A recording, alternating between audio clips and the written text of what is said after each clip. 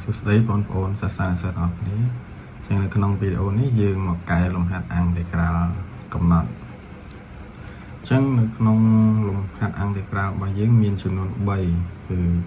លំហាត់ E គឺជាលំហាត់អង្គតិក្រាលកំណត់ពី0ទៅផៃលើ4នៃកូសក្រេ x dx ហើយលំហាត់ Z ស្មើនឹងអង្គតិក្រាលកំណត់ពី0ទៅផៃលើ4ដូចគ្នានៃស៊ីនក្រេ x ហើយជាមួយនឹងអង្គតិក្រាលkស្មើនឹងអង្គតិក្រាលកំណត់ពី0ទៅផៃលើ4ដូចគ្នានៃស៊ីនសេគុណ 4x គុណជាមួយនឹងកូស x dx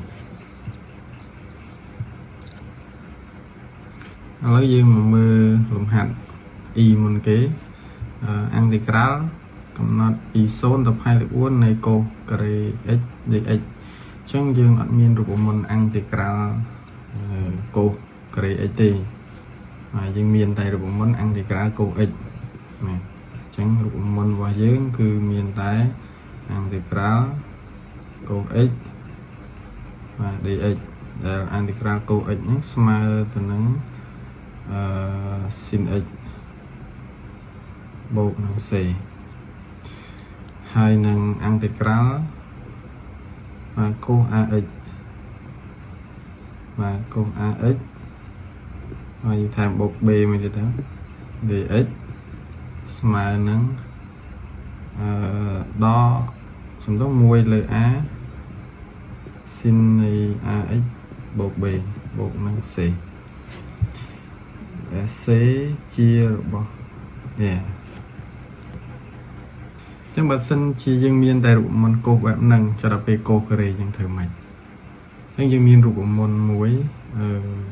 ដែលរំលែងពីកូសការ៉េទៅជាកូសអត់ការ៉េអញ្ចឹងរូបមន្តកូសការ៉េ x ស្មើនឹង1បូកកូស 2x លើ2កូសការ៉េ x ស្មើ1បូកកូស 2x លើ2អញ្ចឹងយើងយកចម្លើយកូសការ៉េ x ហ្នឹងដែលស្មើនឹង1បូកកូស 2x លើ2ហ្នឹងយកទៅជំនួសនៅក្នុងកសោអង្គតិក្រាលយើងទៅអញ្ចឹងនាំមកយើងបាន e ស្មើនឹង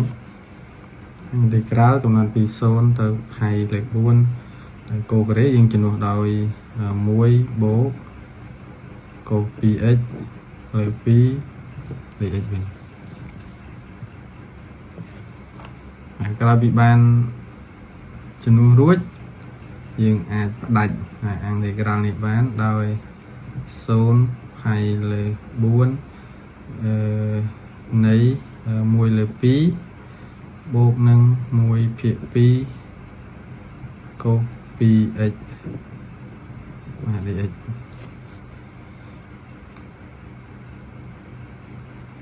ចឹងយើងអាចអង្គតិក្រាលបានគឺអង្គតិក្រាល1លើ2យើងបាន1លើ 2x ចំណែកអានេះមេគុណយើងបាន1លើ2ថែមអានេះទៀតបាន1ភាគ4sin 2x បំពាក់តម្លៃកំណត់ពី0ទៅផៃលើ4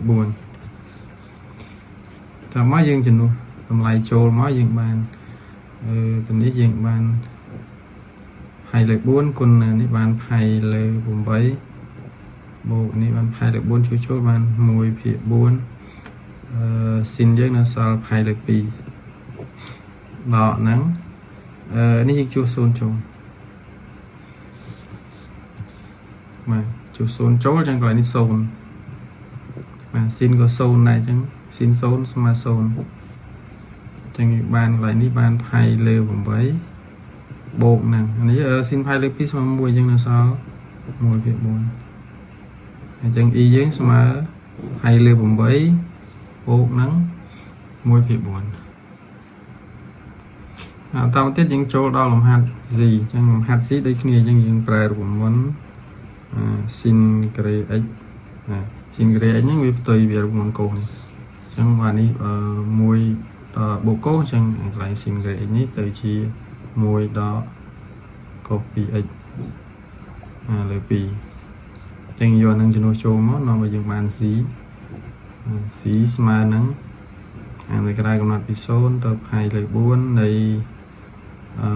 1ដល់កូ 2x លើ 2dx ចឹងយើងផ្ដាច់វាមកយើងបានអង្តិក្រាល0ទៅ2លើ4នៃ1/2ដល់1/2កូ 2x បាទ dx ចឹងស្មើនឹងបាទ 1/2x ដល់ 1/4 sin 2x គឺដូចមិញដែរមកដើម្បីយើងជំនួសតម្លៃចូលជំនួសចូលបានផៃលើ8ដល់ 1/4 sin ផៃលើ 2 វិញមកដល់នេះដូចគ្នា0ដល់0យើងបានផៃលើ8អានេះយើងជួសទៅបាន sin ផៃលើ2ស្មើ1អញ្ចឹងនៅសល់ដល់ 1/4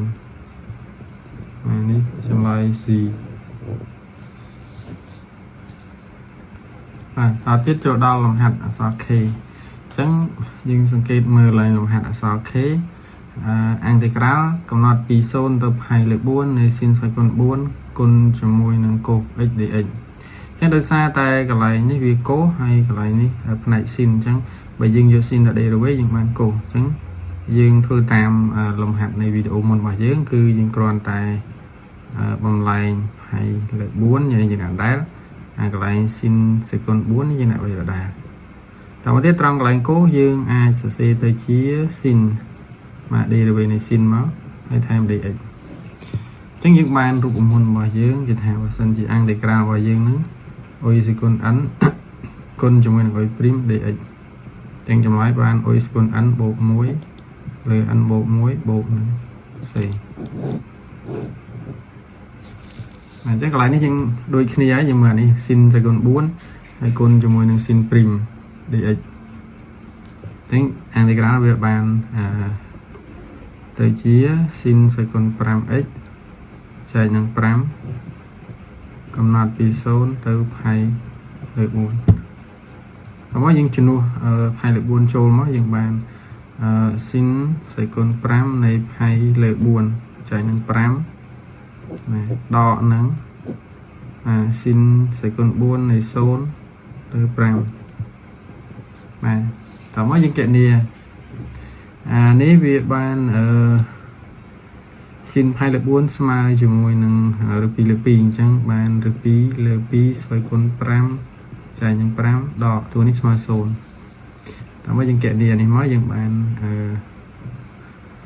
យើងបញ្ចេញរឹសយើងបាន4បាទនេះយើងបាន4រឹស2លើ2សេគុណ5យើងអាចគណនាទៅស្មើនឹង32លើ5ដល់មកយើងសម្រួល4និង32មកយើងបាន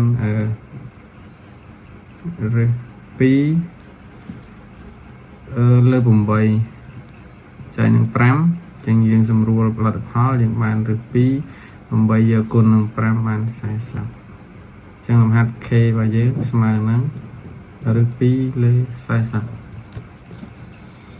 អញ្ចឹងនៅក្នុងវីដេអូអង្តិក្រាលកំណត់នៃអនុគមត្រីកោណមីរបស់យើងមានតែប៉ុណ្ណេះចឹងសូមបងប្អូនសិស្សានុសិស្សរងចាំតាមដានទស្សនានៅវីដេអូភាគក្រោយបន្តទៀតអរគុណច្រើនដែលបានទស្សនាវីដេអូនេះ